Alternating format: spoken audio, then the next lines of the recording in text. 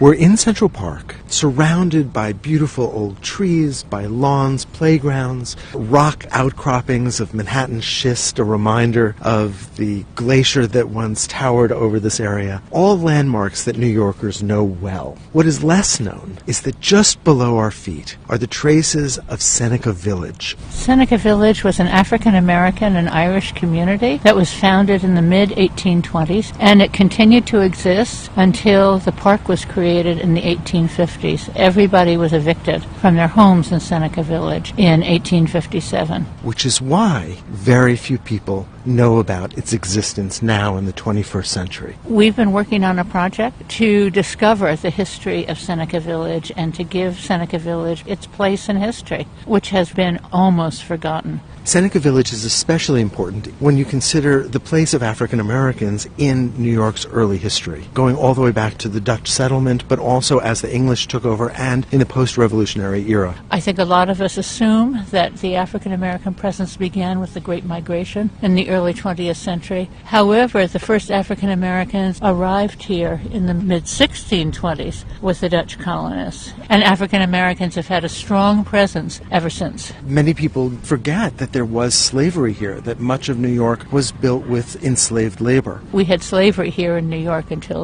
1827, when emancipation finally was completed. And in fact, sadly, slavery continued in New York until 1841. After 1827, when emancipation was completed for New Yorkers, it was still possible, if you were a slave owner from out of state, to bring your slaves as property into the state until 1841. New York, because it became the financial center of the United States, had important financial ties to the South and to slavery, and so much of the wealth that came into New York was derived from slave labor. So many of the merchants in New York City depended on crops that were grown in the South, cotton in other words, to export to England.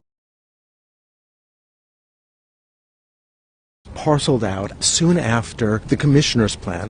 The traces of Seneca Village, the traces of this African-American settlement in what was then a rural area north of New York City, what is now Central Park, is just a few feet below the soil. This had been a farm that was parceled out soon after the Commissioner's Plan, what is known as the Grid Plan of New York, was laid out. Individual parcels for individual houses were set out for sale. Those parcels were sold in some cases to African Americans. There were a lot of landowners in the city who would not sell land to African Americans, so this provided an enormous opportunity. The purchase of land not only bought you a piece of property, one also was purchasing the right to vote. There was an amendment to the New York State Constitution that said that if you were an African American male, you would be able to vote if you owned $250 or more property, and if you had resided in New York for more than 3 years. And of course, you had to be male. And we also think that it was a black middle class community. We know, for example, that skilled tradesmen worked here. We've identified one of the inhabitants as a cooper, that is, as a man who made barrels. To be a member of the Euro-American middle class, one had to have a job which did not involve manual labor. That was not true for African Americans because African Americans were discriminated against to such an extent that they didn't have that possibility. And so perhaps there was another value in having a village that was at some distance from the settled area lower on Manhattan Island. The village allowed the Seneca villagers to have a controlled, peaceful community of their own away from that harassment.